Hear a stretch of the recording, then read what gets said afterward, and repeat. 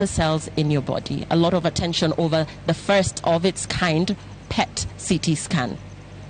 Thank you, Linda, and thank you, Linda Muli, and Lillian Muli. I'm sorry, and also thank you, Citizen TV, for this big conversation surrounding cancer care tonight. It's really an opportunity for many Kenyans to know about cancer management. So I really applaud Citizen TV for putting this excellent show together.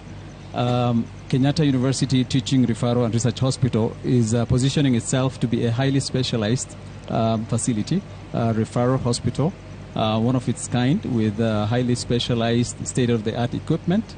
And our flagship project is cancer. And so this conversation tonight is really relevant for us.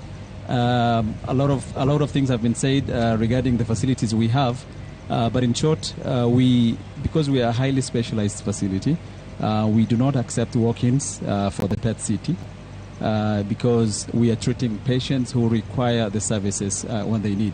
We have treated more than 10,000 patients so far, including patients from other 20 countries. We've treated 175 patients from more than 20 countries. So we have also seen an influx of cancer patients.